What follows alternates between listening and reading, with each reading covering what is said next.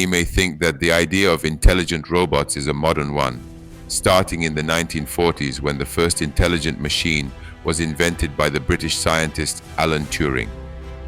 But the truth is quite the opposite. Intelligent robots are an ancient concept originating more than 2,000 years ago with the dawn of human thought, when humans began to dream of creating beings that moved on their own and performed tasks that could relieve them of effort or multiply their strength. In Greek mythology, the idea of a created being appears not only as a concept, but also intertwines with the notion of the artificial creation of life, with all the risks it entails. The story of Pandora is told as the first woman created by the divine craftsman Hephaestus from clay at the command of Zeus, king of the gods. Pandora is depicted as a beautiful artificial being, endowed with various gifts from the gods.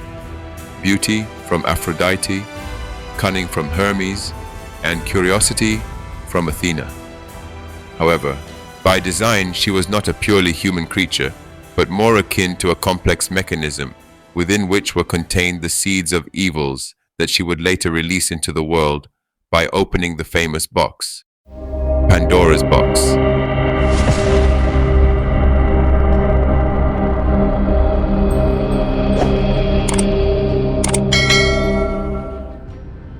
Do we fear artificial intelligence because it is inherently evil, or because it reflects the darkest parts of ourselves?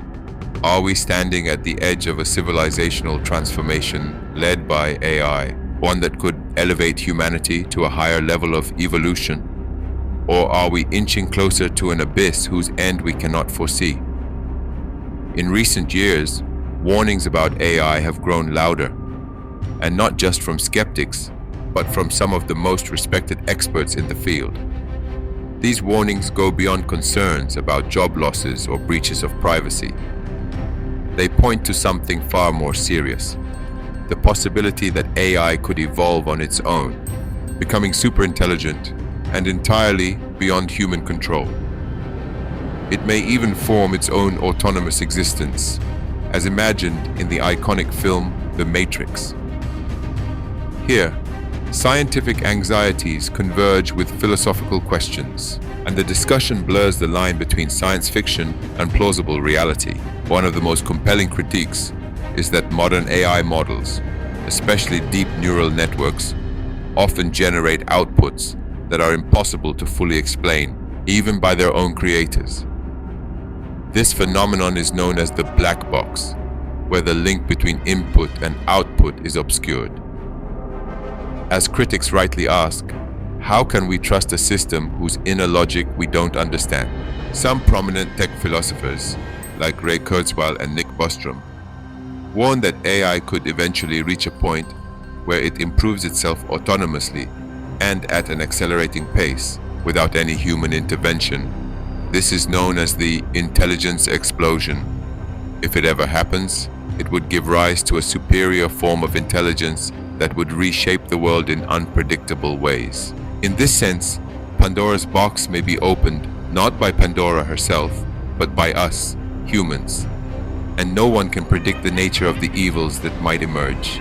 Yet so far there is no scientific evidence that such a scenario is imminent. Today's AI still fundamentally relies on human-provided data, and we are far from machines possessing intent or consciousness in any real sense. Amid this debate, an old question resurfaces. Isn't it humans, not intelligent machines, who pose the greatest threat to humanity and the planet? Wars, massacres, tyranny, racial discrimination, and totalitarian regimes all were created by human hands and minds. AI had no role in them. At its core, the machine is merely a tool.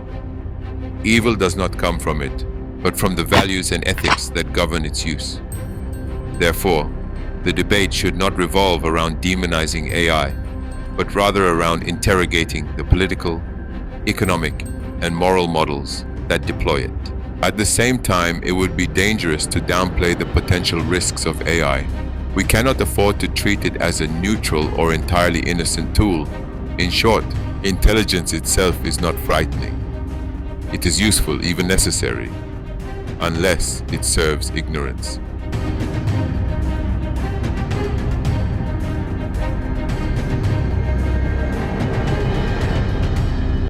machine does not hate, envy, love, or covet, but it can be programmed to kill. Therefore, the ethical debate on artificial intelligence should not revolve solely around the machine and its intelligence. It must also confront the nature of the human being. Instead of fearing thinking machines, we should fear humans who have stopped thinking.